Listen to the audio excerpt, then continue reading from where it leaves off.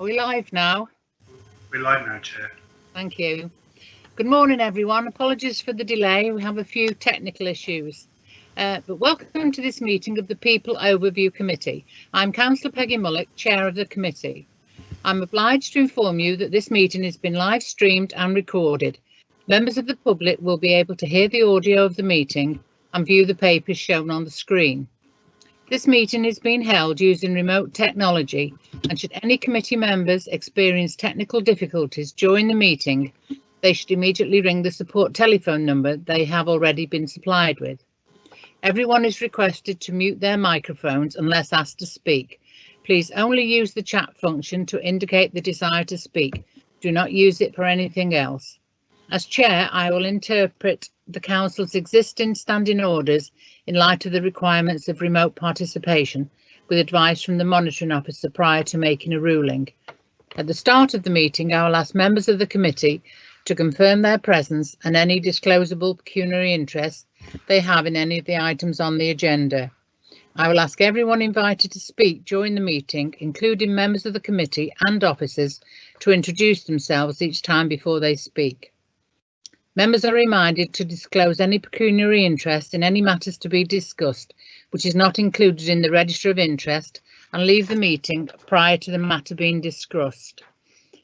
I have no interest to declare. I will read out each member's name and ask them to confirm presence and confirm any interest. I would start with Kev Turley, but I believe he's apologised. Roy Aldcroft. Yes, present, Chair, and no pecuniary interest. Thank you. Ruth Horton.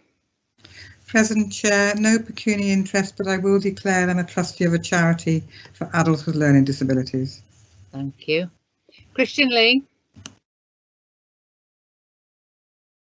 Nothing to declare. No pecuniary interest. Matt Lee.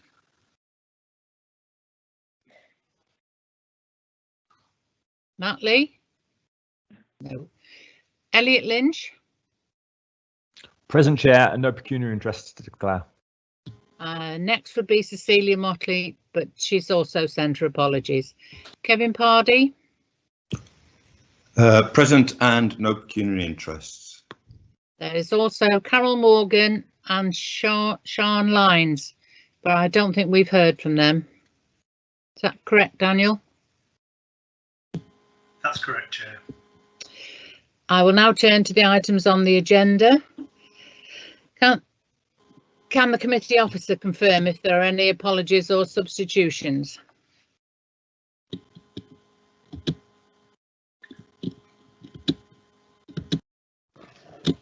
Chair, other than those that you've read out, I have no other further substitutions or apologies. Okay. Item 3 is the minutes. Can I move that the minutes of the People Overview Committee meetings held on the 10th of December and the 27th of January, as circulated with the agenda papers, be signed as a correct record?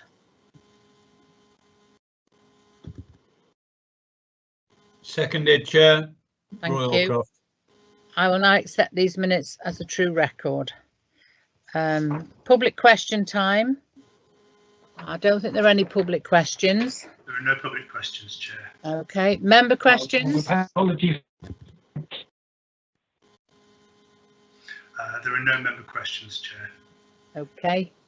Item 6 is young people's substance misuse services. So could the officers introduce themselves and present this item, please?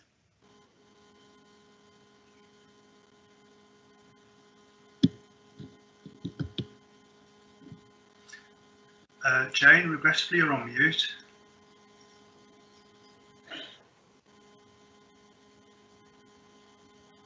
There's always one, isn't there? I do apologise.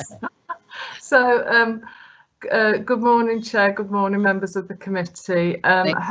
My name's Jane Randall and I'm the Strategic Commissioner for Drug and Alcohol Services within Shropshire Council. And I'm hoping my colleague Sonia Jones is now on the meeting.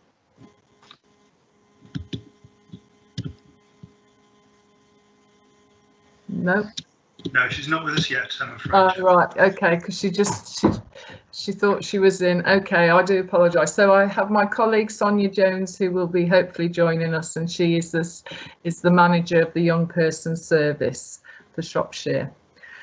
Okay, so what I'm going to propose I do is I summarise the key points from the report that has been circulated, and then hopefully I can hand over to my colleague Sonia, who will give you a bit more of a real life perspective on the work of the team and the impact of substance misuse on young people and their families within the area. So to start, the service is provided by We Are With You, which is a large national charity. It was formerly Addiction, so that's the name it was probably known, or was known as, up till beginning of last year actually.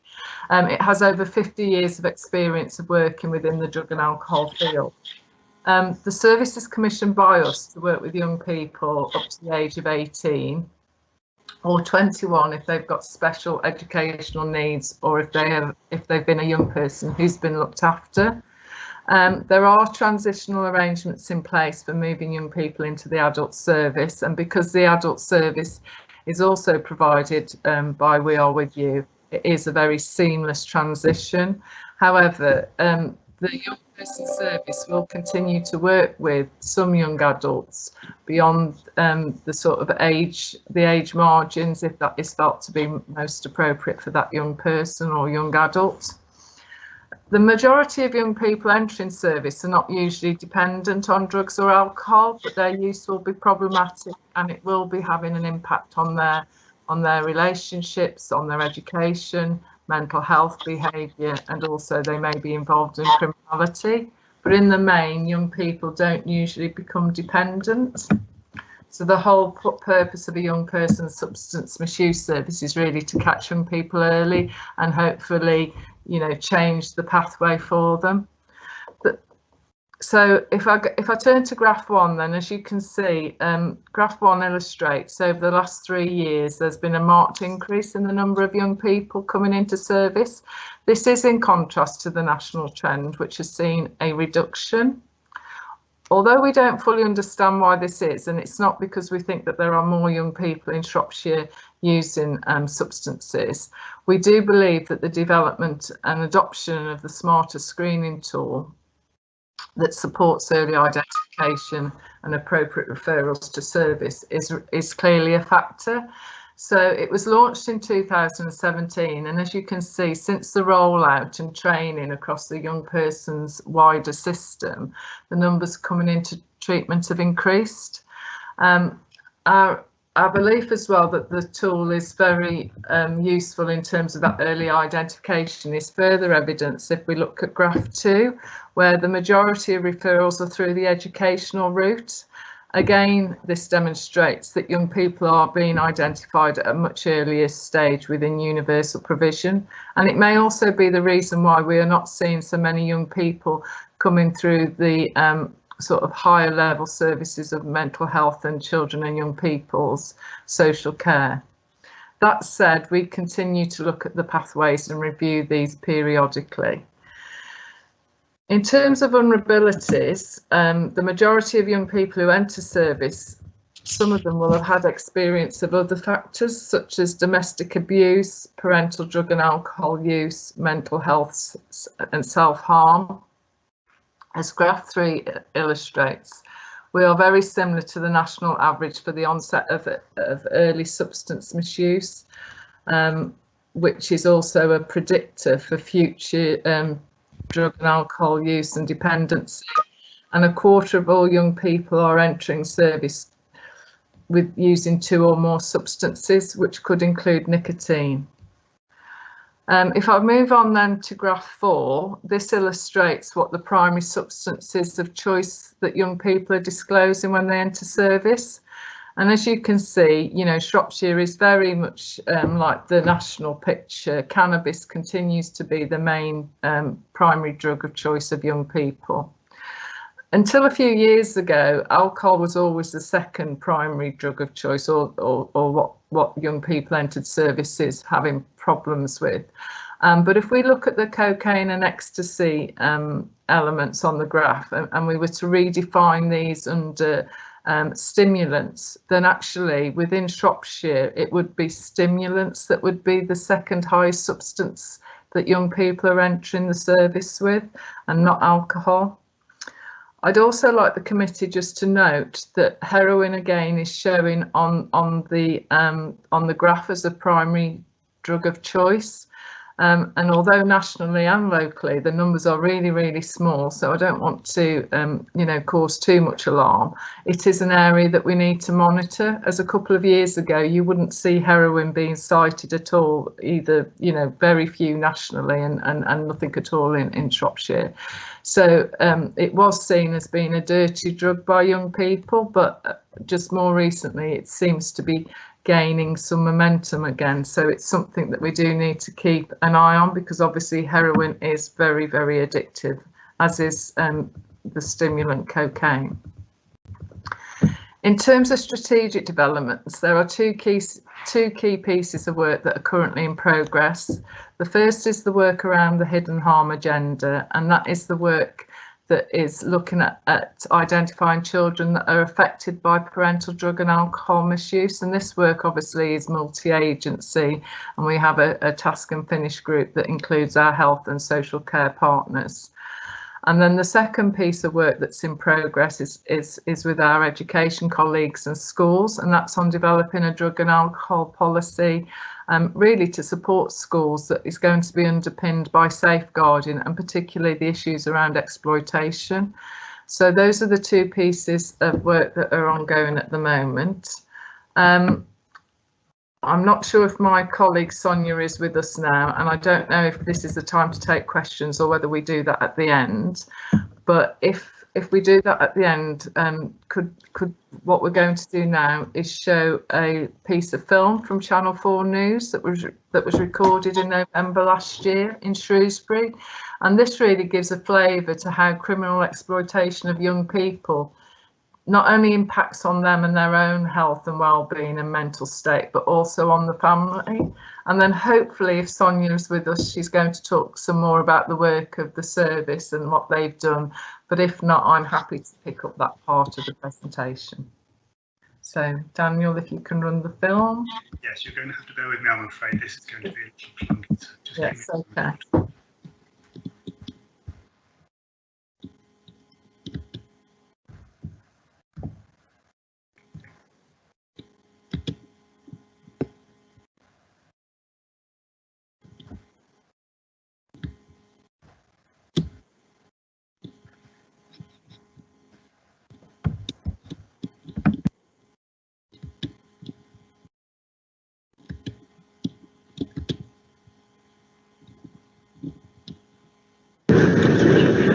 If he didn't pay up, then they were going to stab him. We felt like we didn't have any choice because he's received death threats. Middle England and an ordinary father. The untold story of terrified parents forced to pay off debts to the gangs exploiting their children. This is the drive Tom and his teenage son Alex took to deliver an envelope stuffed with £900 to a gang member waiting in the local park. And just in those moments as you approached the park, what was going on in your head? What were you feeling? Very nervous and worried.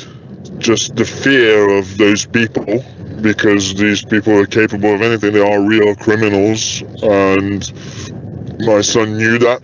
In our heads, once he handed over the money, we'd at least get temporary peace from those people. Like many children trapped into exploitation, Tom says Alex's debt was essentially manufactured by a fake robbery. He said someone gave me a bag of drugs, and a few minutes later I was robbed from it at knife point. The person who gave me the bag initially said I owe them £900. He was so worried and crying. But having paid out once, it was just the beginning for Tom and his wife.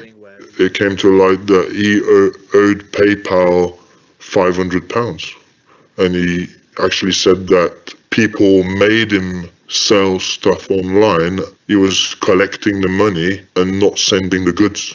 And he's fearful. He would never choose to be doing that. There was a universal credit account set up in his name, even though he was still at school. All the time, the threat of violence hanging over the whole family's head. When we realised how real the threat was, we come to this to feel a bit more safe in our own home. So behind their front door, double locks, panic alarms and identifier spray. We all trapped. We are. This is not a normal life. This is a surreal life. And it's impacted on all of us massively. And we don't know when it's going to end. We've spoken to around a dozen parents who told us they'd spent hundreds, sometimes thousands of pounds after their child had been forced into debt by gangs. One mother told us how she'd watched as her son was bundled into the boot of a car and held captive until she paid up. Other parents told us their children had been threatened at knife point, and some families had been forced to put panic alarms around their home after the gangs had threatened to burn the house down. Those working with families say parents pay because they know the alternative is so grim. We have experience of young people who have worked, in their words, 19-hour shifts to try and clear this debt. And when they failed to clear it, they were actually beaten so badly that they received life-changing injuries. Young people who can't pay this debt back, they are also used in other ways. So they are expected to carry out acts of violence that their exploiters don't want to do themselves. It's very common. For parents who can pay, I would say about 90% of those do.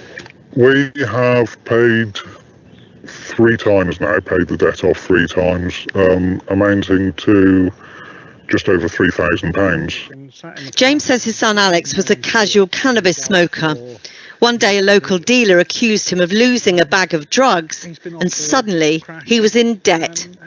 The only reason I paid it was he was petrified at the time. He came in the house white as a sheet, really panicky, and had to have the money, otherwise I'm going to get beaten up tomorrow.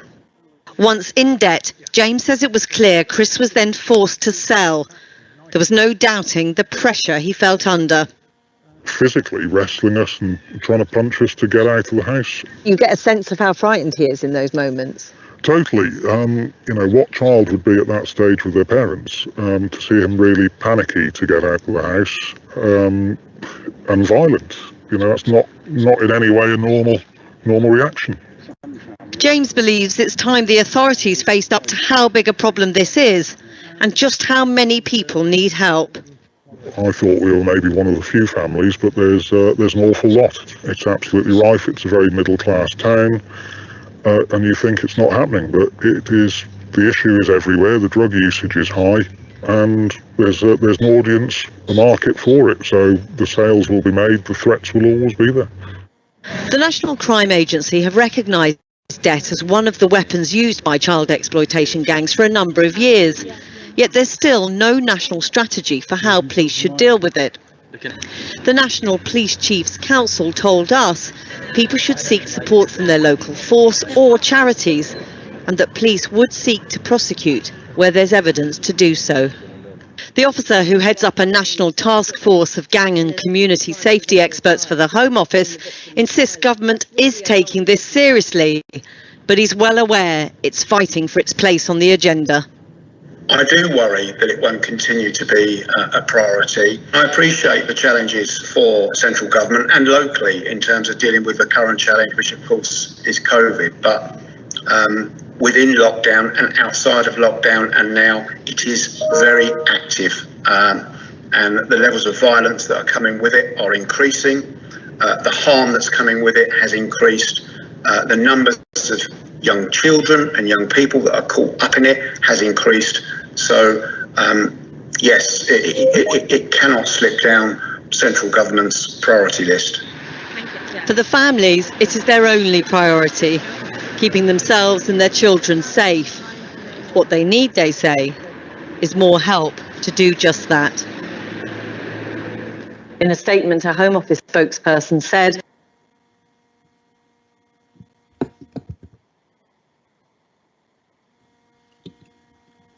We have invested £20 million through our County Lines programme to tackle this issue, which includes funding for specialist support to help those being exploited to safely exit their involvement in county lines.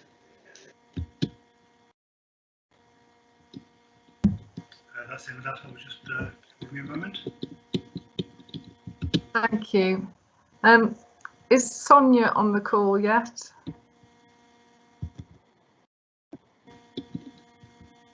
Doesn't appear to be so. Okay, so I will do my best to do Sonia's bit, but you'll have to forgive me because I don't have the same level of detail in terms of what we've just seen, and so just bear with me on that. So the film that you've just seen obviously is a father whose son has been working with We Are With You in Shropshire. The boy in that film is actually now 17 and at college, a college student, and is doing really, really well. His parents, I think, were both professionals, and as said in that film, they have paid off thousands of pounds in drug debts, and this all did start with a £10 bag of cannabis. So looking at the child in a bit more detail, there were a number of missed opportunities that might have prevented his exploitation and becoming trapped in the debt bondage. So from a parental perspective, the first thing that they noticed was a real change in his behaviour at home, but mostly in school. So he started to show a lack of interest in his education. The sports clubs that he used to attend, he wasn't attending. I think it's really, really difficult, as we all know, that, you know, through the teenage years, you know, children, young people, they change, they perhaps become more moody, and perhaps the things that they had enjoyed at one point they didn't. So it is really difficult to identify when things are seriously changing. But what started to happen there was his behaviour at school started to conclude with some short-term fixed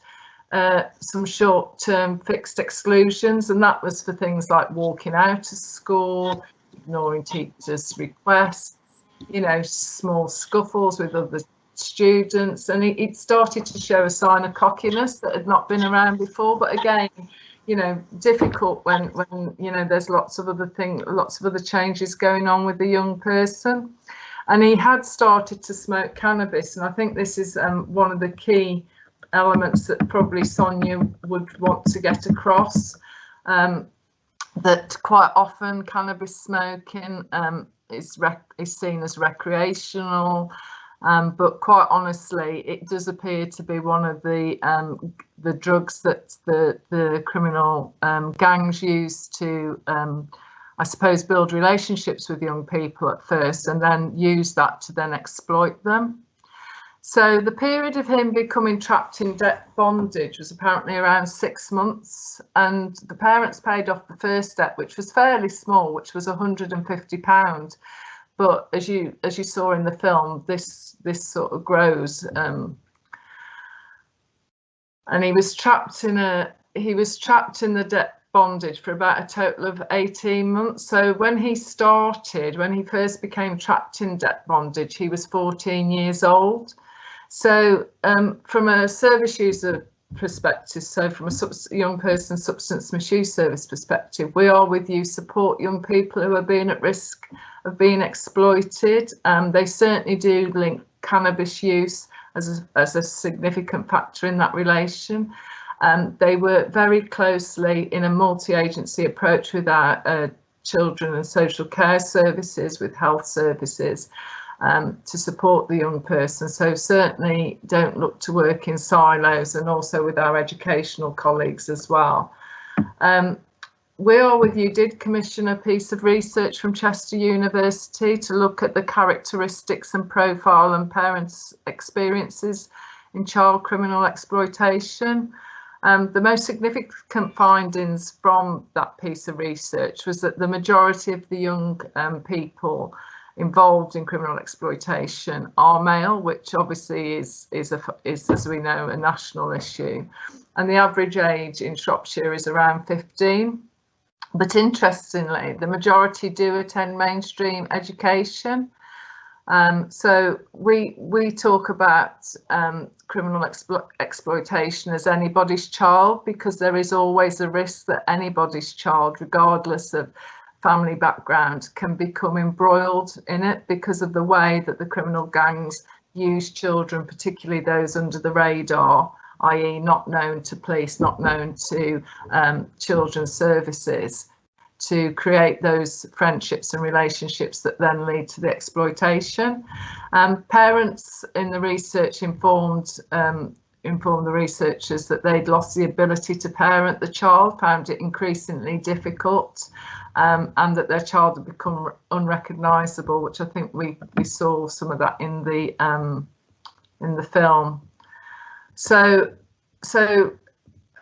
I suppose that's really where it is. So that's really where we're at with it at the moment in terms of We Are With You. I mean, they offer a wide range of support to young people, and as I've said, they do work multi-agency, and they are very much integral to the wider young person system.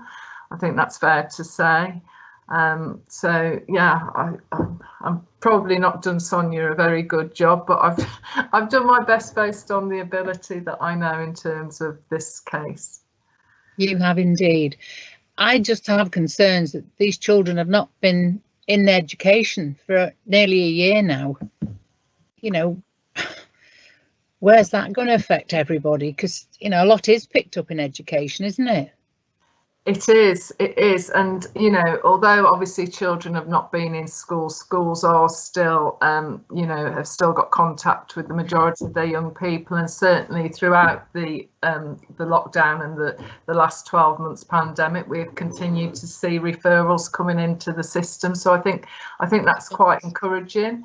Yeah. But we do know, I mean, we had a meeting because of the drugs and alcohol school policy last week with with 3 of the CEOs from the academies, and we, you know, I think all young people services across the system are sort of braced for what is going to come out of this next lockdown, really. So, you know, I think, you know, we are all acutely aware that there are things that, you know, we're waiting really for it to hit us. Yeah. Ruth, do you have a question? Yes, thank you, Chair. And a really interesting presentation and film. Gone. We've lost you, Ruth. Can you hear me? That's better, yeah. Okay, sorry. Sometimes the internet's a bit poor, so it's gone with the camera. I'm interested in a sort of urban or rural problem, or is it spread right across Shropshire equally? I think that it's, thinking about what I know, it does tend to be more urban situated, but that doesn't mean to say that there aren't some young people that are living in those outlying areas that aren't affected by it. I mean, we will work with anybody regardless of where they're, you know, where they're situated, but in terms of the sort of criminal exploitation at the moment, it does appear to be more prevalent in the market towns than it is, you know, in the sort of villages. And I suppose that again is about identity, isn't it? You know, the smaller the area, the more noticeable things become to local residents, etc.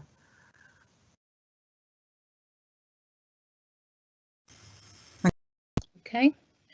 It said in your report you get additional charitable funding. Is that still available? I think in my report what I alluded to, it isn't so much that it's additional charitable funding. I think it's because it's a large charity, we benefit from that infrastructure, and where there are opportunities to get big government grants, if We Are With You are successful in that, we, even if it's not our area that's chosen because we don't meet the criteria, we benefit from that because we benefit from the learning and what they learn from those other areas. So I apologise if I've not been clear on that. Oh no, that's fine. So hang on. You talked about the Task and Finish group. How many other organisations are involved in that? For the young people's, for the Drug and Alcohol Policy Task and Finish group, currently we have the sort of education welfare involved in that. So Jane Parsons, who's the safeguarding lead within education, sits on that group along with a couple of the education welfare officers.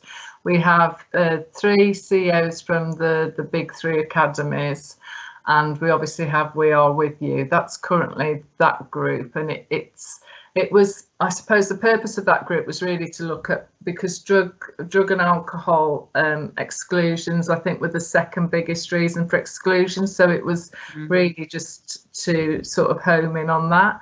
In terms of the working group that works around the hidden harm agenda, that is a much larger group. So we have health representatives from the school nursing service, we have children's social care, we have early help.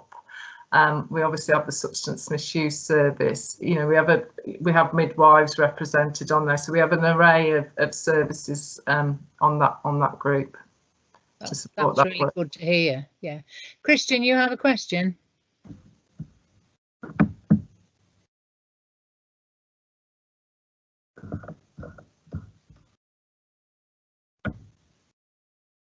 Christian, are you there? You're not on mute, are you?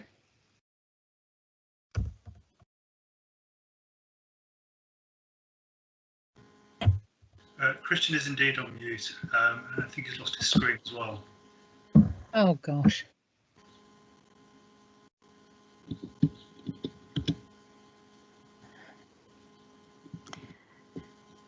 I would suggest you move. So Elliot's got his hand up. Okay, Elliot. Thank you, Chair, and apologies for the physical hand. I can't seem to raise my digital hand on here at the moment. Elliot Lynch, Councillor for Bridge North West and Tassley. Jane, thank you for the report. Absolutely superb, and the video and the verbal report as well. Question. Well, two questions I've got, because the first one was sort of asked by Peggy. On your report 5.4, you mentioned sort of press release, I think, without going back to the report. And the question I had was, does the council plan, or have we released any press to support the We Are With You? We do. Obviously, we do communicate around the service to our key stakeholders, and we have got a website that is on the council website. We Are With You do a lot of the. Sorry, can you hear me okay? We can. Yeah, that's okay. It's all right. There was a bit of feedback then. So yeah, but We Are With You are very good at communicating on a number of social media platforms to young people themselves. So they've got some really great communication sort of platforms in terms of Instagram and Facebook and things like that. So they try and communicate with our young people in the way that young people pick up messages these days. They also provide a helpline to parents as well, which I'm not sure if that was made clear in the report, but they also have a dedicated phone number that parents can use. Just going back to the question of the larger charity We Are With You, one of the benefits of that actually is that We Are With You do have it's a national platform, but you can log on to We Are With You and you can actually have online chats about anything that's concerning you. So, and that's available, I believe, up to 9 PM weekdays, and at weekends it's available, I think, till about 4 in the afternoon. So that's another opportunity if anybody's got concerns either about themselves or their loved ones, about some advice they can get and what they might need to do. Thank you, Jane. And just to follow on from that, totally different question, and maybe I'm not really expecting you to be able to provide an answer to this, but you mentioned heroin use, and it's still small, but of a growing concern. Do you have any thoughts on why we're seeing an increase in heroin use in Shropshire? I wouldn't like to say I think I just wanted you to note that that is something that sort of was off the table a couple of years ago, just nationally. I mean, even in Liverpool, you know, under 18s using heroin, it just went completely off the table. And, you know, it's very, very small numbers. I'm talking less than a handful, if you like. So we're not talking huge numbers, and nationally it's very, very small.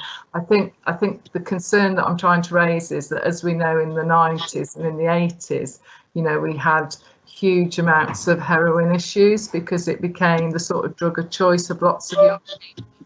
And it's just something that we need to keep a watching eye on, both nationally and locally. So obviously the work that we're doing in Shropshire, which is trying to identify people really, really early, hopefully will reduce the people going into that. But as I said in my report, a few years ago, heroin was seen as a very dirty drug, and it's interesting that it started to gain a little bit of traction sort of nationally, but the reasons beyond, you know, why that is, there's been no real analysis done. Dare I say it could just be, you know, a generation thing, that, you know, there's a new generation now, but, you know, I don't really know why it's coming back on the scene, but again, you know, it's just something we need to watch, I think. Thank you, Jane. Thank you for your answers, and thank you for the report. Kev Pardy, do you want to answer the question? Thank you, Kev Pardy, Sundawn councillor. You've spoken about communications, but and you spoke about multi-agencies. I just wonder if how you're getting on with these communications. Do you find that sometimes other agencies have information that maybe you should have had? These are experiences that I've come across with other departments in the council. So I'm just wondering how efficient this sharing of information is. I mean, Sonia, obviously. Excuse me, Sonia. Oh, hi, Sonia. I'm glad you're here to answer that one. Thank you very much. Apologies to everybody. It's put me down as a guest, that I can only be an observer, so I've dialed in. I have been listening to Jane's overview, but I just thought that I could add a little bit more meat to the bones. So the question was, if you could repeat the question, please.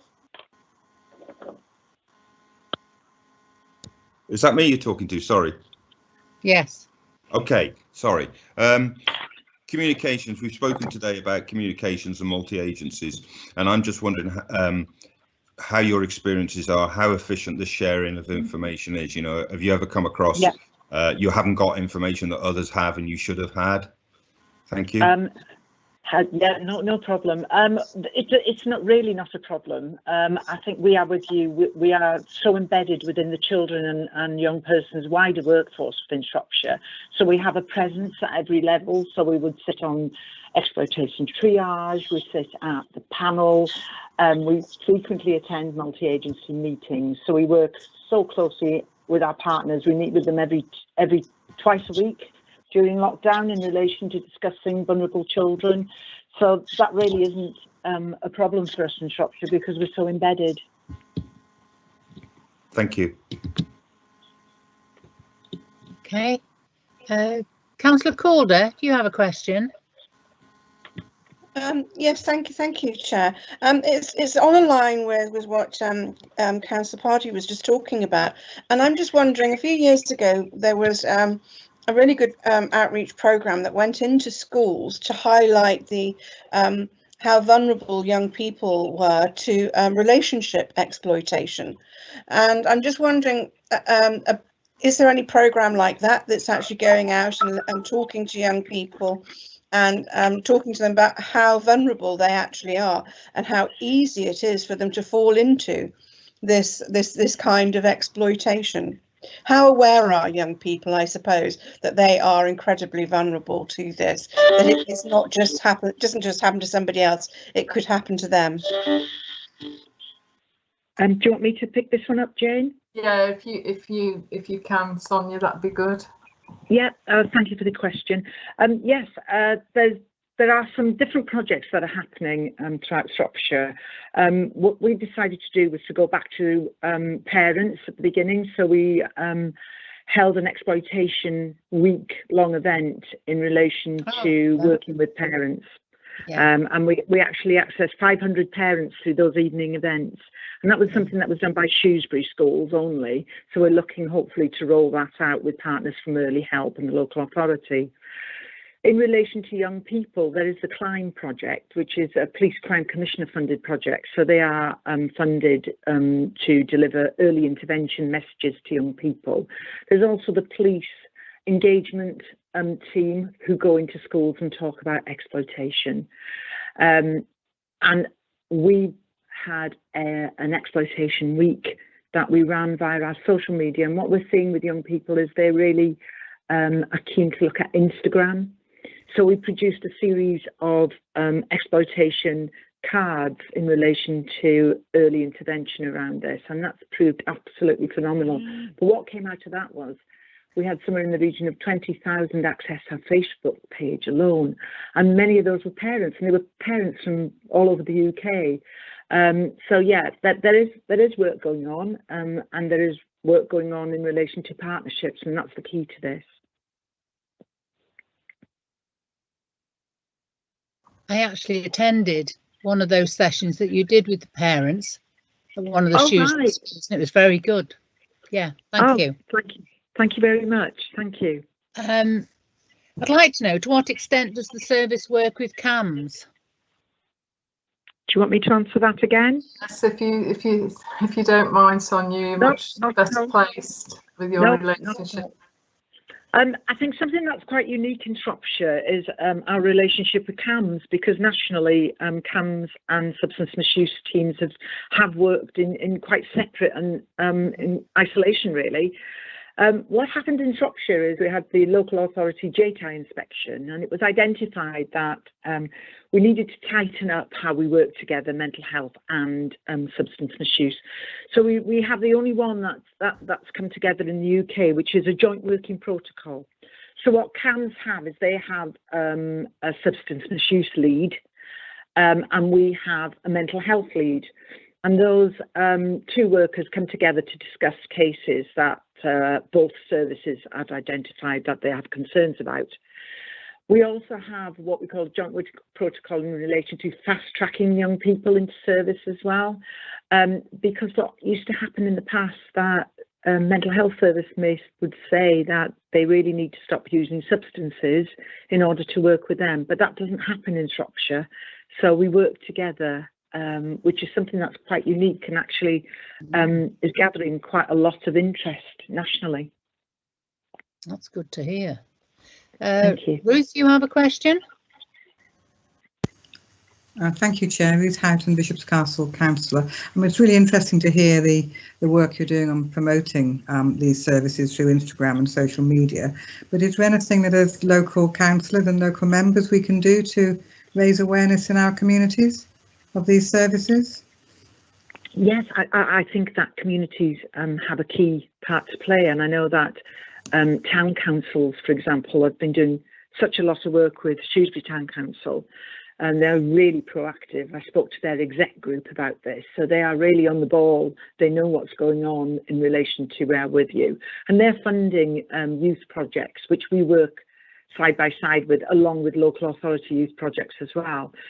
So yes, I think the town councils would be a great place to start, actually, to raise awareness of what we do, because the unique relationship we have with Shrewsbury Town Council is not something that's replicated throughout Shropshire. Thank you. And as a member of Bishop's Castle Town Council, I'd like to take that forward with our clerk and mayor. Thank you. And we're more than happy to attend to speak about the service. Another one from me. How are you involved in the structure of the Shropshire Safeguarding Partnership? Shall I take that one, Sonia? Yes, and I can top it up with any additional information, no problem. Yeah, that'd be great. Okay, so in terms of the new Shropshire Safeguarding and Community Partnership, drug and alcohol is one of their key priorities. So there is a working group that sort of supports that work stream anyway.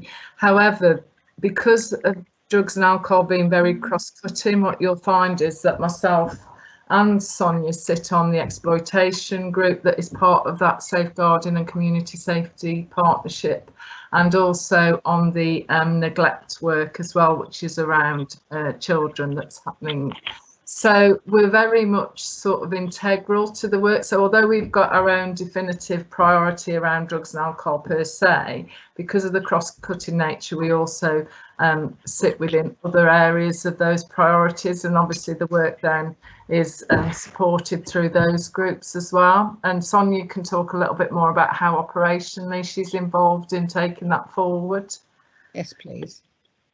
Yes, so if we start at the grassroots, we work with local authority, we work with police, we work with health, and we work with education. Part of that is around the multi-agency approach that we've adopted in Shropshire to exploitation, and Shropshire are really forward thinking on this. They recognise the link to substance misuse and exploitation, and that hence we are very much a part of that process, working together with this multi-agency approach. So we sit at triage twice a week. Then we move up to the next level of concerns, which is panel level, so exploitation panels. So we sit at that level as well, which is a monthly panel, and that's chaired by Jeanette Hill, who is the service manager for Compass, which is our front door in Shropshire. And everybody sits on that from around health to education, to the same agencies again, including youth justice. And then we sit at that strategic level in relation to subgroup on domestic violence, neglect and exploitation. Wow. Well done. That's good. That is really good to hear, though. Is that, you know, not cross-party, but cross-organisation working? Yes. Yes. Absolutely definitely. Fantastic. Right. Do we have any more questions? Councillors? I can't see anybody's asking or anybody's hands up. No. Could I ask a question, please? Oh yes, you're back again. Yes, Christian. Forgive me. I have to leave a meeting for 5 minutes because somebody knocked my door. Oh. So forgive me if this question's been asked already. I noticed that the report notes there's been an increase in service referrals over the past 2 years. And to what extent does the increase in service demand reflect a growing problem of substance misuse? Can I get that, Jane? Yeah, you can. Yeah, thank you for the question. Yes, I've actually been on Radio Shropshire speaking about this morning, in the fact that I think this needs to be actually celebrated rather than seen as a negative. I think because of all the multi-agency amazing work that we're doing in Shropshire, we're actually catching these children before they're falling through a net. So it's not that Shropshire has a bigger problem than anywhere else. I think it's the fact that we're working really smartly and together, which is crucial in supporting these young people and their families. If we look at every area of the UK, they have exactly the same issues, maybe worse than what's going on in Shropshire. But for us, we're fortunate in the fact that we're not hidden. We are a part of the workforce that work alongside other colleagues. So yeah, that these children are no longer hidden, whereas they used to be. So that's a real positive. Thank you. Thank you, Christian. That is good news. No more questions? Okay. Is it possible, Chair, that I can just share something with the committee today? You watched the film in relation to Channel 4. Well, yes. We've been contacted by Mum and Dad and the young person, and they wanted to share their thoughts with you today on their experience of working with We Are With You. I'm going to start with what the young person said first, and you must excuse the last word, the French she uses, but it's a young person's words. So the young person said, he's now closed to our service. He was a positive closure. So he said, thanks for everything. Everything we spoke about helped me to see that weed, cannabis, was making everything crap. So that was from the young person himself. But I think the words of Mum and Dad are so powerful here. So Mum said, I know you have been so pivotal in his progress. This is an email she sent to his worker. In his progress, Nikki, for which I really can't thank you enough. I can describe how wonderful and emotional it feels that he has come so far I no longer need your support. In the midst of it all, this day didn't seem possible. And then Dad sent her an email saying, "Thank you so much for your support through this. Our son is a totally different person and so much happier. It's fantastic to see. We have got our boy back." So I think that says it all, really, doesn't it, as how powerful and the work of my team, not myself, my team, in how they can make a difference to young people's lives. Sorry, I'm getting a bit emotional here listening to you. Oh, yeah, that wasn't the intention, but I know they wanted their words shared. You know, today. I've got grandchildren. Who knows? I've got great grandchildren. You know, please God, nothing ever happens. But yeah, that was very powerful to hear. It really was. Thank you. Thank you, Sonia. Okay, and our recommendation is that we note the contents of the report and service available to support young people and their families in Shropshire. It's on the screen now, but can I, from the bottom of my heart, thank Jane and Sonia for all the work that they're doing on behalf of our young people in this county. And thank you today for a fantastic presentation. Much appreciated. Thank you. Yeah. Thank you. Thank you. Bye.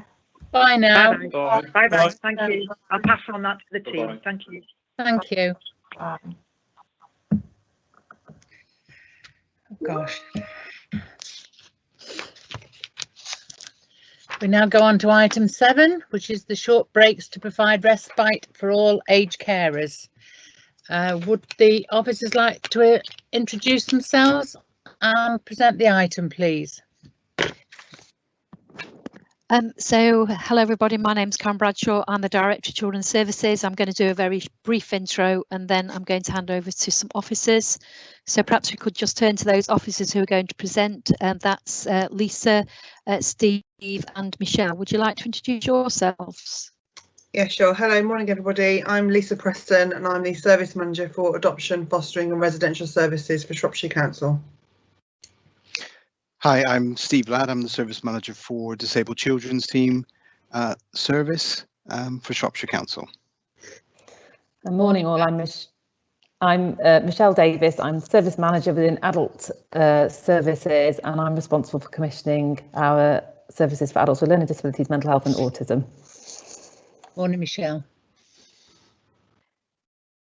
So, Chair, I won't say very much because I do know that those officers have got a presentation to make, but this came up at the last scrutiny meeting, people will be aware, and the request was to look at respite provision for all age carers, i.e. for carers of adults and children, and adults and children specifically with disabilities.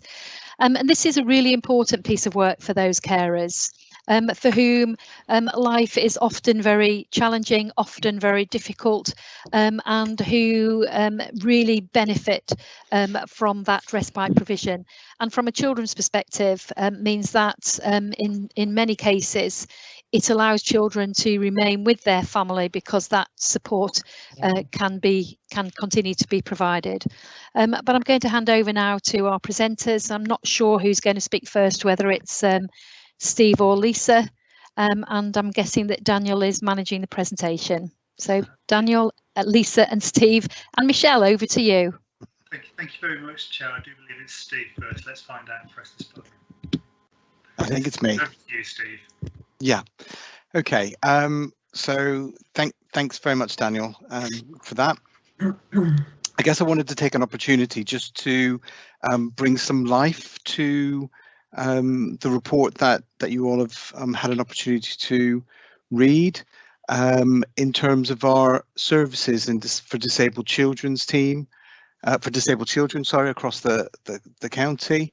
As we know, as Karen kind of set out, all families kind of need support at time to time in their life, and having a child with a disability can bring particular challenges that other families might not face in the same way. And the opportunities around the short break, as well as giving those parent carers a break from their caring responsibilities and the role that they have around their family life, maybe other siblings in the family, for example, or simply, which we hear an awful lot about, is about being able to recharge batteries. We do provide kind of a range of opportunities for children and young people and their adults, kind of caring for those children and young people to take a short break. We have a legal responsibility to do that within children, and the legal and policy framework is kind of set out within the report. Our range of short breaks kind of begin with a very early help universal offer, and then looking at our all-in short breaks, which are non-social work assessed short breaks. The one that I wanted to concentrate on to begin with was kind of a lower level short break that has had a social work assessment, which is our community-based short breaks. And our community-based short breaks are provided by a commission service, which is Action for Children, which is a national charitable organisation for disabled children. So if I talk you through perhaps the first slide, which is around a case study for short breaks for a disabled child, and I just want to kind of help you understand the type of young person that might access this, but also the benefits that bring for the young person and for the family. So I'm going to talk about Brad, not his real name, but I'll talk about Brad. He's diagnosed with global developmental delay, which is in essence a learning disability, and autistic spectrum disorder. Brad also has severe difficulties with language and communication, including social aspects of communication. His language is improving, but Brad, for the most part, communicates through non-verbal means. He's entirely dependent on his parent carers for all of his self-care needs. And although he's able to support himself in dressing and undressing, he has a significant sleep disorder, which means that he wakes regularly in the night, and the parents get no sleep most nights. The family contacted the Disabled Children's Service as they were seeking some support and respite around their caring role, and the opportunity really for Brad to develop his social opportunities and confidence. A social worker completed a social work assessment of need and made the parents aware of the services available through All In, which they had been utilising but weren't quite sufficient for the needs of Brad. Following the social work assessment, a decision was made with the family to access the Action for Children's community-based short breaks. And as part of that action taking place, it allowed Brad, for example, to have some new experiences, some supportive relationships, develop his communication skills, and support the family's emotional resilience to continue to provide the high standard of care for Brad. I think it's important to kind of put it in the context of the pandemic as well, because this is a recent kind of situation. And the parent, particularly mother, had developed anxiety-based mental health issues, which meant that actually leaving the house became very, very difficult for the parent. And the short break in terms of its creative use of outreach for mum and the child meant that there was a continued growth in the confidence that was enabled for the child, but also for mum to have confidence in that relationship with others. And her response to that, and in her words, was that she was over the moon with the support that was provided. She found that her anxieties were lessened and lessening week by week. She also commented that Brad was thriving on the 2-to-1 support that was being provided, and that it was clear to see that Brad's confidence was growing. It's a relatively new kind of arrangement, but we can already see the development and the impact that that's having on the family, who are experiencing quite significant challenges. So that's a particular, just a moment case study of one community-based short break and what difference that makes to a parent, carer and their young person.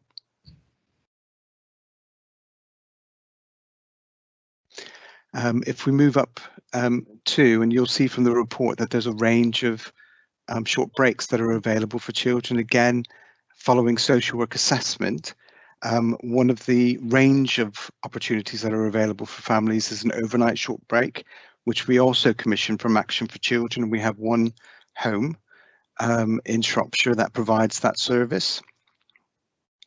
And I'm going to talk to you a little bit about the type of young person and their experience that they had as accessing the overnight short break. So this time we'll talk about Maya. She has multiple disabilities, severe developmental delay, heart condition, learning disability, significant speech delay, visual impairment, hearing loss, and mobility issues.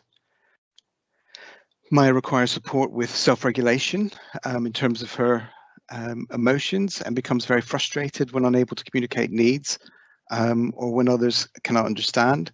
And given that spectrum of disability and the high support needs, she requires constant supervision and support from her parent carers.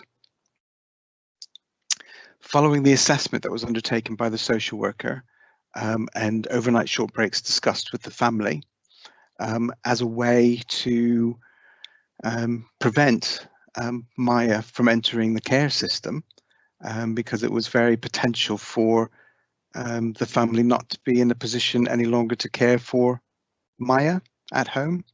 The introduction of the overnight short break provision was implemented, and what happened from our providers' perspective is that they identify a worker as a key worker who will meet and goes out and meets the family. They've had to do that virtually through the pandemic at this point, and family at home, and they complete kind of getting to know you type workbooks. And part of that is about ensuring that the needs are really well understood by those that are going to be providing the care for Maya. As part of the introductions, the key worker had regular contact with the family, arranged tea visits, play visits prior to overnights commencing, and families and young people, particularly in this circumstance, had an opportunity to do a tour of the home and meet the staff.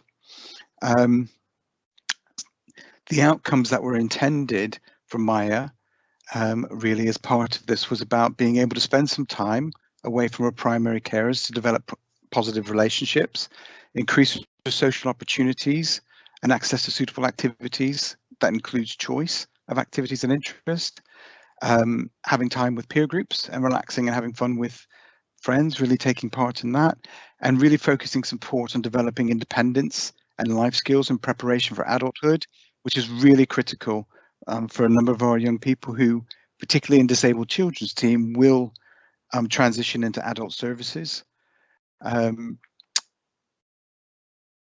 What happens in relation to short breaks is that there is a review of that provision at least every 6 months. In this occasion, Maya participated in her last short break review, which was only a month ago, and she utilised Makaton and symbols to indicate her enjoyment around the provision. Her parents also shared that she had settled very well into the provision and was enjoying the overnight stays. They talked about how excited Em got when going to the short break provision, and will actively ask when she will next go to the provision to Bradbury. They're really pleased with the care that's being provided and the support that Em has been afforded, and that has allowed them the opportunity to breathe in lots of ways and to recharge their batteries, and to do some things that they perhaps weren't able to do because of the level of care that was required for Maya, but most importantly, maintain Maya at home with her family, and made sure really that those risks that were becoming more apparent that the parents were not going to be able to continue to care for her were lessened and continue to be reviewed as we go forward, but also begins the conversation around the preparation for adulthood with the family to think about what the relationship was going to be like beyond the childhood period. So it's a quick whistle-stop tour of 2 types of short breaks for disabled children.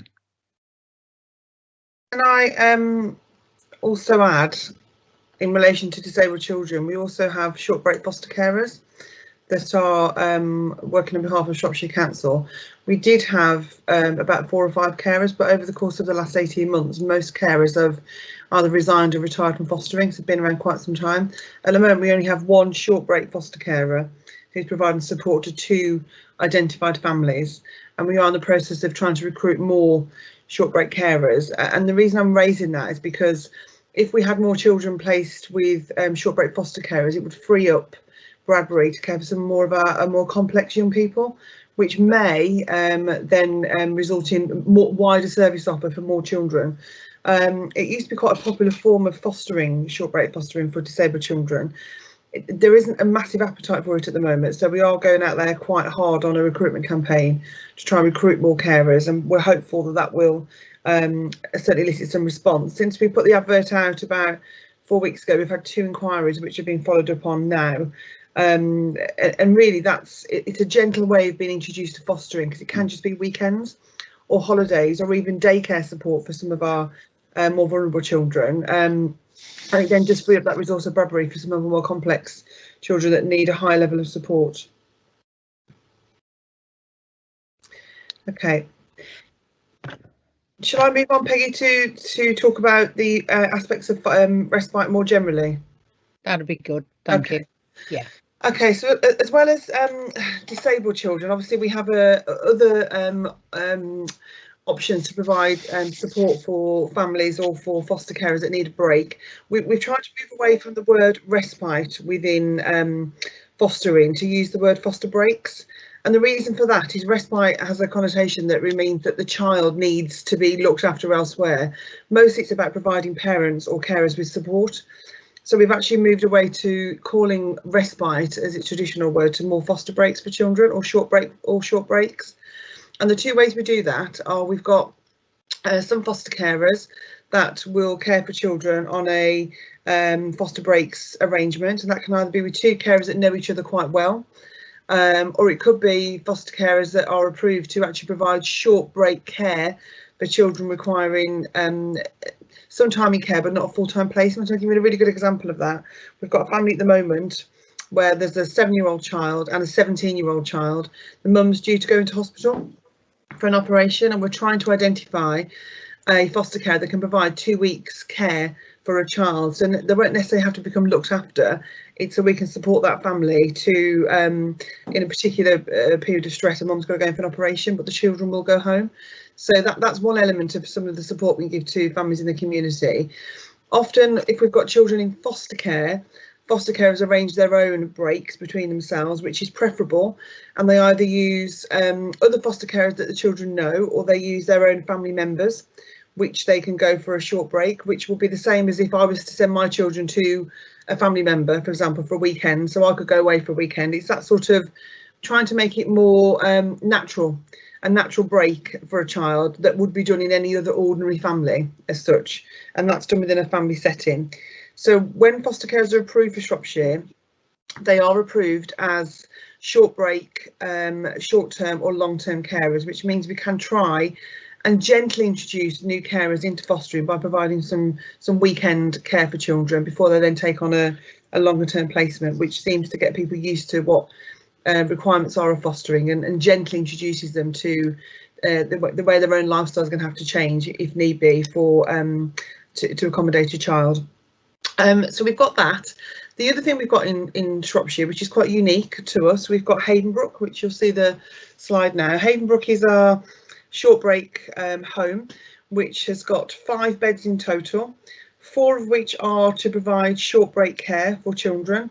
The children accessing Havenbrook aren't disabled children. There may be children who've got additional needs, so there may be children who are on the autistic spectrum or who may have some additional learning needs, but they are usually children that are in mainstream school or are children that are already in foster care that need a break away from that particular family for a period of time to provide some support for both the child and for the family. So Havenbrook's got 4 beds for short breaks, and it also carries a crisis bed, which is always full. That crisis bed offers a 17-day short break for a family that might be experiencing an acute period of stress within their own family. They can come into Havenbrook, have a break between the child and the family, and then we reunite the child back into their family. More often than not, at the moment, it's being used for children that are already in care. So where we've got a child that's had a placement disruption or a placement breakdown, and we're having to have a bit of a stopgap while we're trying to identify another placement, and then we'll go into Havenbrook for a period of 17 days where we're trying to identify a different alternative placement for them. At the moment, there are about 80 families which are accessing Havenbrook short breaks, which is absolutely fantastic in terms of the reach it can give across the county. Those children either stay for a 3-night break or a 4-night break, and it's done in a rotational basis. So a child may have a break for once every 2 months, or if it's a really particular high need, it might be once a month. Occasionally we'll do something a little bit more creative. So if we've got a child that's needing something additional and needs more than what Havenbrook can offer in terms of its traditional offer, the team at Havenbrook and their outreach workers that are also attached to the provision offer breaks away. So they'll take a child away for a weekend to try and break some cycle of behaviour, some patterns in the way they're presenting, to try and then bring children back into their family setting. So I think it's quite a flexible resource. It's really it's a wonderful place to go, Havenbrook. You walk in the door and you immediately feel this sense of relaxation and place of safety. It's very child focused, as you can see on the slide. The children are constantly doing artwork, drawings. They absolutely love it. There's only, in the time I've been here, which is 3.5 years, I've only had one complaint about Havenbrook, and that was from a parent that wanted to raise some concerns around another child that was in at the same time as her child. It wasn't about the care received by her child. Most children are desperate to go to Havenbrook, and if we have to change their breaks, which we've had to do during the pandemic because we've had to reduce down on breaks offered because of the staffing complement, we've had a lot of staff that have had to shield, so we've had to reduce our offer only slightly. And of course, you know, that's hard for children who are used to having that resource and having access to the planned activities that happen at Havenbrook, because it's not just about going in and having a break, it's providing children with positive experiences. So it's very activity based. There's lots of outings for children, there's lots of group exercises, group activities. It's all about utilising what's on offer in Shropshire.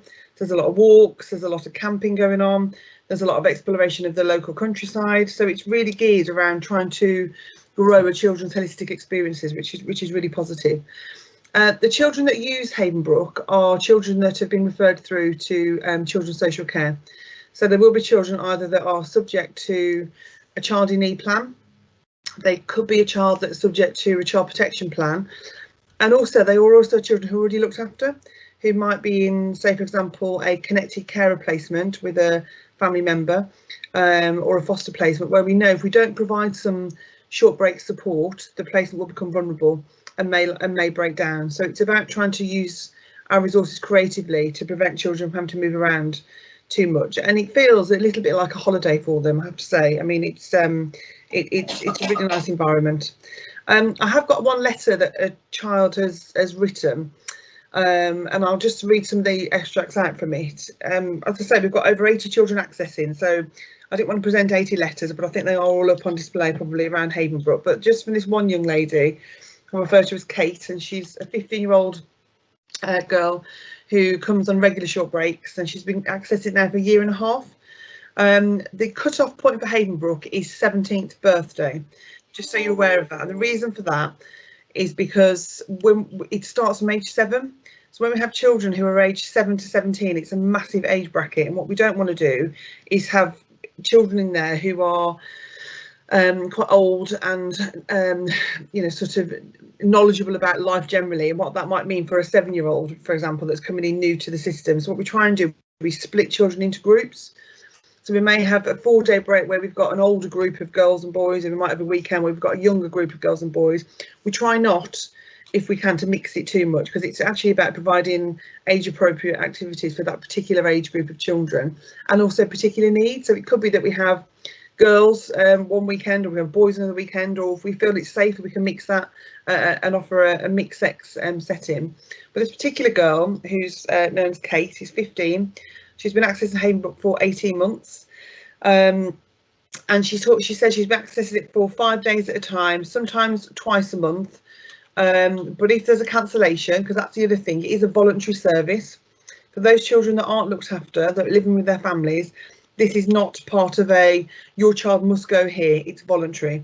So if a parent decides at 4 o'clock on a Friday that they don't want their child to attend, they can withdraw their child from that service. If that raises concerns for us from a child protection perspective, obviously it gets referred back through to Children's Services, but this is about working with parents to support children in the community and actually provide that break for parents, and also some work with parents around enhancing their parenting skills. So whilst we have the offer of Havenbrook, for example, this child, Kate, there was an outreach worker working with her family to look at improving their parenting skills. So when she does go back into their care, they've got some additional learning, additional skills to be able to manage what she might be presenting to them as a 15-year-old young lady. She talks about in her letter, Kate, about the impact of the pandemic actually, and says that pre-pandemic there were lots of outings to the seaside, to the zoo, to farms, you know, you name it, they would take them from Havenbrook. Because of the pandemic, we've really had to stay local for obvious reasons. And she talks about what joy she's had in discovering Shropshire countryside, and about doing walks, and about you know, kind of, you know, tree climbing, hill climbing, you name it, they do it. And it's what she's actually enjoyed by that. But equally, what she's also enjoyed is having movie nights with popcorn with the carers that are there and the other children that are there. And I think that is about when families are in stressful environment, you know, those fun times you have with your children aren't often always available. So the idea of Havenbrook is actually about putting activities and fun times back into children's lives, but also giving parents ideas about how they can then do that themselves with their own children, about trying to de-escalate stressful situations by just spending some family time together. And by removing children from that situation, it gives them the time to refocus on what's really important in terms of building those relationships with their children. As you can see on the screen, during lockdown, when we were clapping for the NHS, which obviously we did for quite a long time, the children at Havenbrook all did that as well. So they would go outside and do their clapping once a week for the NHS, and they all drew posters, some of which were sent to the local hospital. And the others are which are on display all around Havenbrook, or obviously children take them home. But you go there and it feels a safe place, and I think that's why the children enjoy it so much, to be honest with you. They really do get a lot from it. I think that there are times where we have to flex the use of Havenbrook, and I'll be honest about that. We have to sometimes use it to provide particular crisis care for young people. And that's because we have a lot of vulnerable children in Shropshire where we're trying to find the most appropriate placement for. So we can flex it when we need to, but we've got a really dedicated team there that really enable us to flex the resources as much as we can. And the outreach workers attached also double up as residential care workers as well. So whilst we have the team that work at Havenbrook, all the outreach workers also work on shift with the children. So it's a real you know, sort of joint approach really across the board. So that's really it about Havenbrook and about short break fostering, unless there's anything you want to ask particular questions about it, or is it later questions, Peggy? Later. Okay, yeah, that's fine. Who's next? That would be me. Hiya. Me. Oh, sorry, Christian had his hand up.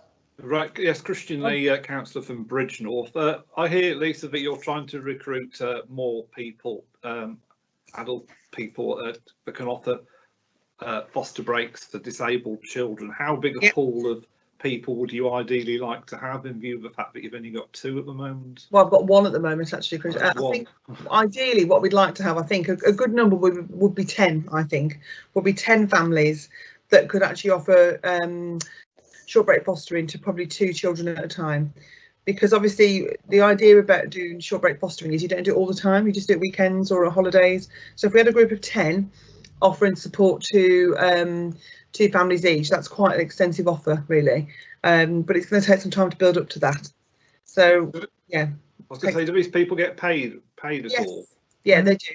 So short break foster carers are paid pro rata, the same as what we pay our mainstream foster carers. So you may remember some time back we reintroduced the fee level scale for foster carers, and we really did increase what we offered to foster carers, an incentive for people to foster for us as opposed to fostering for private agencies. So we now offer really competitive rates out there, and we have seen an increase in our foster care recruitment generally, but not necessarily for short break fostering. So the idea is we'll go and do a very specific campaign for short break fostering, and then that way they'll get pro rata what you would get if you were a full-time foster carer. Thank you. Okay, hi all, thanks. So yes, short breaks, or as we do call it in adult services, respite services for adults. I focused on adults with learning disabilities because this is where the majority of our respite takes place. And initially wanted to talk to you about the different offers that we have for respite, similarly to children's services. I've talked about the respite that we have that is overnight respite. Within adult services, we obviously have a number of day service offers, which obviously work similarly to the short breaks day offer of respite, and that is something that perhaps could be discussed separately because that's another huge commission service on its own. But within adult services, in terms of the respite that we commission for our adults, we have a Barley House, which works very similarly to Havenbrook, as described. Barley House is currently providing a service for up to 36 individuals, and it works similarly in that there's a matching process that takes place, so they can have 6 individuals in at any one time, and it's making sure that those individuals can work together nicely and have the similar needs at any one time, and they can access that as frequently as it's identified by the assessment of the family as is needed for those individuals. And the same thing happens as with Havenbrook if there's cancellations or anyone requires additional respite, or if it's required for emergency use, then this is how Barley can be used. So Barley is the only respite home, residential respite home, that we commission within adult services on a block contract. We also have other residential schemes, bespoke residential schemes that we spot purchase from, both within Shropshire and obviously where we're not able to purchase it in Shropshire because it's not right for the individual, we have to go out of county for that respite. In addition to that, we have our respite within shared life services, which again, similarly to children's services, this is, if you like, similar to fostering, but with adults. So within our shared lives offer, we have that contract managed by an organisation who is a specialist learning disability provider called Bethergy, and they've got 25 different shared lives homes that offer respite to individuals. So currently, I think they're offering 33 individuals with a learning disability respite services. And again, we also have a permanent shared lives offer and a set of shared lives carers. I think there's 31 at the moment that offer permanent placements to individuals. So as with the fostering situation, all of those permanent shared lives carers are able to access the respite from shared lives carers, and again they can organise that between themselves, and they're able to access a minimum of 2 weeks per year, those permanent shared lives carers, but quite often they'll access more than that, and that's absolutely fine, and it's assessed through the workers. But the majority, the 25 different shared lives households, like I say, also offer respite to individuals who live at home with their families, and currently they're offering 33 different individuals that type of respite. So in total, we're offering respite to 69 adults with a learning disability in the community in the county. The fourth option is obviously to use direct payments for respite. So hopefully you're familiar with direct payments where individuals are paid the money to access their care and support directly into theirs or a third party, so family members' bank account, for them to organise their own care and support, which might include respite. And with these types of respite placements, they can be much more flexible, so individuals could go on holiday with their carers, their personal assistants for a week to be away from the family home. They could potentially stay in the family home with their carers while the family member takes respite out of the family home, and it's all bespoke and determined by what the individuals feel that they need.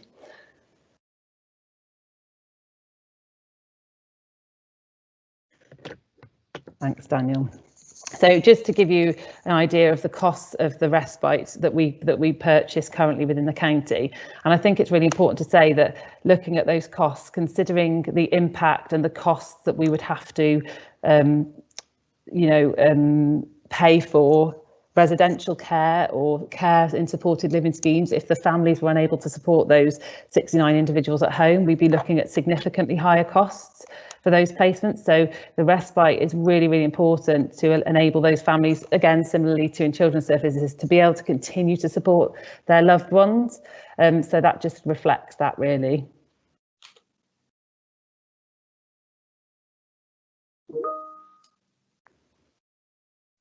So this is the bit I wanted to focus on, really, most importantly. So as you can see here, this is the age bands of the people who are caring for adults who are in mainstream housing. So currently we support 673, I think it is, just check my figures, but yeah, 673 adults with a learning disability in the community. And of those 673, 282 of them are living at home with family and friends. That only accounts for about 40% of those individuals, but as you can imagine, that's still significantly high. What we do have within adult services is our supported living offer, and we've got 205 adults with a learning disability living in supported living, which is fantastic. And therefore, those individuals obviously don't need any respite because they're living in their own home. They receive 24-hour care and support, but they're living in their own home. So they could actually probably go home for their respite to be with their families every couple of weekends or so. So that's how that works. But the biggest concern for us is, as you can see, we've got over a significant number of family members looking after their adults with a learning disability at home. And as you can see from that figure, we've got 94 carers aged over 65 looking after their loved ones at home. And their concern and the things that are being raised for us is that what happens if they are no longer able to care for their loved ones anymore, and where do they go and how are they supported to make that transition? So what we've been doing pre-pandemic, and looking at rolling this out again when we're allowed to meet face to face with people ideally, is doing some future planning for those carers. So we've been reaching out to all the carers that we know of in these cohorts through our carer support service and through, our social workers who are supporting those individuals, and talking to them about future planning and what, they think the future looks like for their loved one and how they can be supported if they're no longer able to care for them anymore.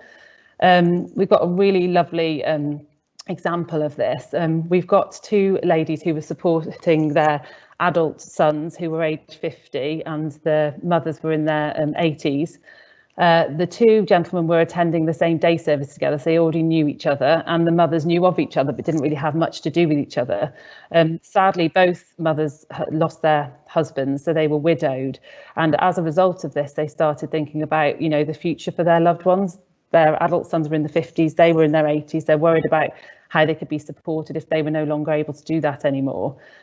And because they both went to the same day centre, the day centre staff introduced the mothers properly to each other, and they recognised that the sons got on really well together. So how this transpired is that within a period of time, we found the appropriate accommodation for the two sons to move into together and have their own independent tenancies in supported living.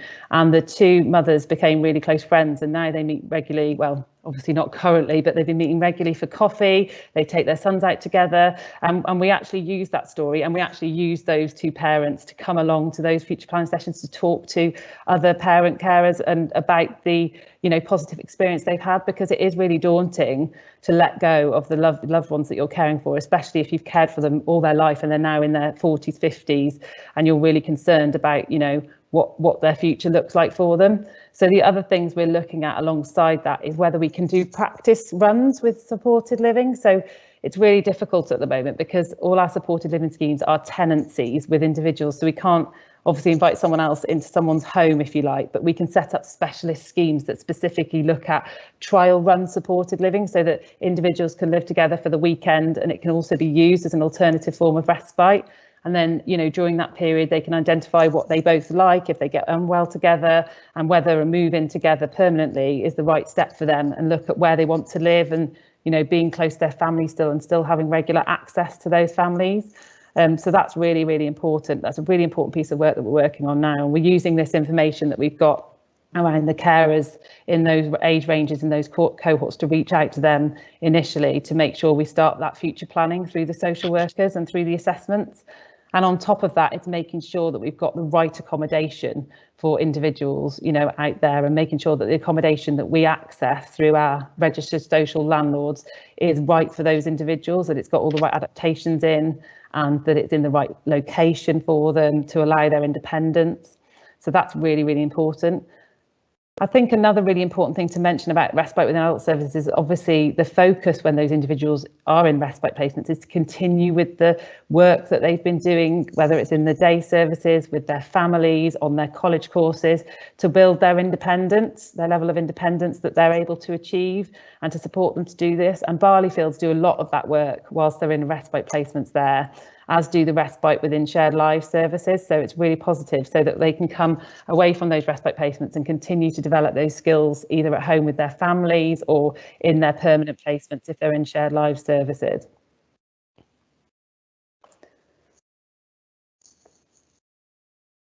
Thank you.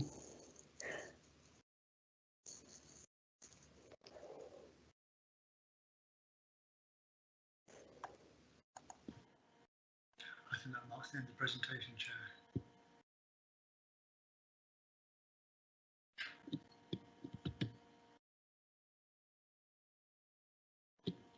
Chair. Sorry, Daniel, I can't hear you. My apologies. I think that marks the end of the presentation, Chair. Oh, right. Okay. Yeah. Okay, thank you all very much. Have we got any questions, please? Yes, Christian. Christian, you're on mute.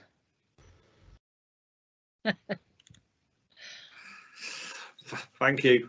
Christian Lee from Bridge North. What proportion of parents and carers opt to take direct payments to arrange their own care after their child reached 16?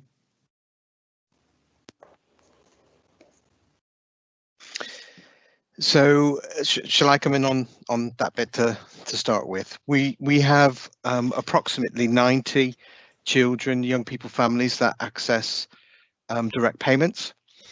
We have about 300 children that are open in DCT presently.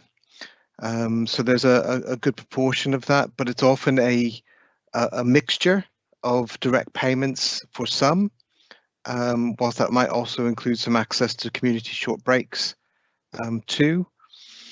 But direct payments is quite a well-used option for many families. It provides additional choice and decision, often by the family member, the parent or adult. We have none presently, which is currently used by the 16, 17-year-old young person specifically to do their own short break. So there is a distinction, sorry. And within adult services overall, we have about 15.7% of our adults who receive care and support who choose to access this via a direct payment. There's not that many of them that use the element of direct payment for respite, because a lot of them living independently, so they might use it to go on holiday, go away with the PA to get respite from their home environment, but they wouldn't be getting respite from a family situation because a lot of them don't use it when they're living with their families. One of the reasons why the uptake on direct payments is low for adult services is because we offer an alternative to a direct payment, which is called an individual service fund. So this is whereby we manage the direct payment on behalf of the individual. So we'll organise their care and support on behalf of them, but they have full control over the use of it. So I think a lot of the adults within services within Shropshire choose that option because it's safer, but we're absolutely doing a big piece of work. I'm not sure if the paper's already been to scrutiny about direct payments within adult services to promote direct payments. We've just launched a new direct payments policy. Not my area because I'm not involved in that as a commissioner, but there's absolutely a need to increase the use of direct payments because of the flexibility it offers and the choice that it offers. Thank you. Okay. Ruth, you have a question? Yes, thank you, Chair. Ruth Houghton, Councillor for Bishop's Castle, and I did declare at the beginning that I'm the trustee of a provider, and it is the provider that provides the shared lives service. So I'm going to ask a question about children's services and transition, just to be clear. I'm really interested to know what work is undertaken with families experiencing respite with older children, and how they're supported to be made aware of the respite and care services and adult services as they go through transition, because it's clearly different. So I'll come back into that. So it's really clear in relation to the care planning that takes place in respect of children's services around the position of children, young people when they reach around 14 plus of age, particularly in relation to their education, health and care plan. That transition planning begins at that point, so the conversations are beginning to take place with parents and with young people about what it means to move from children's services to adult services.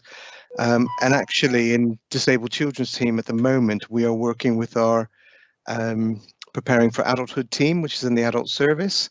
And we have a pilot that's running at the moment where we have 2 children's social workers working alongside the PFA team to ensure that that transition planning and those conversations are really taking place at the earliest point. We have a good relationships with our Preparation for Adulthood team, and certainly all of the children within Disabled Children's Team are made known to the Preparation for Adulthood team at an early point. And there is a lot of joint working that takes place between Disabled Children's Team and the Preparing for Adulthood team going forward. But I think there is some real benefit that's being shown from a pilot that we're in the middle of analysing the outcomes and impact presently. So I'm sure that there will be some further development and service development going into the future. It's certainly part of the SEND strategy around preparation for adulthood, the special educational needs and disability strategy, kind of taking that forward. So it's absolutely high on the priorities, and actually on the ground, that's the conversation and development and relationship between adults and children's services is certainly developing in the right direction. There's a way to go, things to do, but it is absolutely going in the right direction. And I guess just to add to that, a huge change which is about to take hold on the 1st of April, all being well, is that historically we've always commissioned very different providers in terms of supporting people at home or in the community or in supported living for adults within children's and adult services. But over the last 12 months, we've worked with the CCG and our colleagues in Telford and Wrekin to put together a robust accreditation process, which allows us to accredit providers who can support both children and adults, so that we can have one provider supporting an individual throughout that transition. So that's obviously more relevant where the respite placement is more innovative, so in someone's own home or in a holiday scheme, as opposed to being in a residential placement. But it's been a really fantastic piece of work, and we're currently going through the evaluation process. We've had parents and carers involved in identifying the accreditation questions and the quality of the model answers. We've had taking part involved, and we've had adult active carers involved, as well as service users with learning disability, autism and mental health, because the framework spans across those service areas. So that, in terms of non-respite care and support, will be a much smoother process for children as they move over to adults, because they can keep the same provider, which is fantastic, because we've never had that before. That is good. Christian, you got your hand up on the screen. Have you got another question? No, you're mute still. Sorry, I seem to be having technical issues lowering my hand. Oh, okay. Sorry. Okay. A question for you.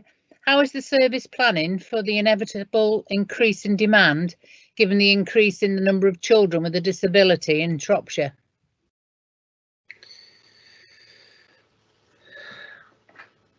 I think partly one of those, Peggy, is around us trying to increase our pool of foster carers to actually provide some more short breaks. So I think I think for me, well, and for Steve, I know it's about trying to, as I said earlier, trying to identify those children that would benefit more from a family-based short break arrangement, i.e. foster care, than those that would benefit more from a facility like Bradbury House. So I think it's trying to grow the resource as quick as we can, really. Okay. Okay. And I think, can I just add something really quickly, Peggy? Sorry. Just to kind of take it back a step too, there has been some work that's been happening in the early help world. I'm not in that world, but I know that there's work that's happened in the early help world around the provisions that are available for families and children before they reach the social care threshold, particularly around respite and developing the all-in offer for children with disabilities. So there is work that's ongoing at the moment that's included the Parent Carers Council in the commissioning of further services. So that's also another part, I think, of the plan to kind of support and manage some of that demand going forward. Excellent. Okay. Now, what I was going to say was I do know a family who has the short break respite with their disabled child, and it's so much appreciated. And I also know a young man who now lives in accommodation because mum saw, you know, what is going to happen to him when I'm not here. So, you know, I have seen the benefit of the work that you're doing. So thank you very much. Are there any more questions? Okay, the recommendation is that we note the report and we identify specific topics that we wish to consider in more detail at a future meeting. That's possibly a bit... Sorry, was somebody going to speak then? No? It might be a bit difficult at the moment, but I think even if we're not here after May, I think it would be good that the team come back and report on all these projects that you are doing. Is that okay, Lisa? Super. Yeah, okay. Sounds good. Yeah, okay. Right.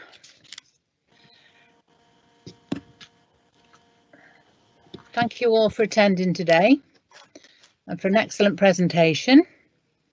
I hope to see you again after May, but who knows? Thank you very much. Nice to meet you all. Bye. Okay. Thank you. Bye. Bye. Bye. Bye. Now. Bye-bye. Right. Goodbye, everybody. Thank you. Bye-bye. Bye now. Given this is our last meeting, I'm sure you'd all want me to say thank you to Karen and all her staff who've come and presented to us over the years, giving us our help and support and advice.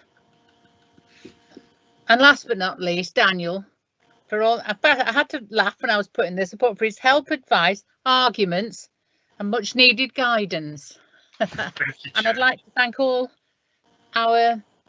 my fellow councillors for all their support, especially my two Kevins. Thank you very much. Thank you. Sorry, I've just realised I've got item 9 here. Have we got something for the exclusion of press and public? There's a rogue agenda item has appeared, which is future work programme. There is no work programme at the moment because obviously this is the last meeting in this administration. Yeah. So yes, I'll just move on.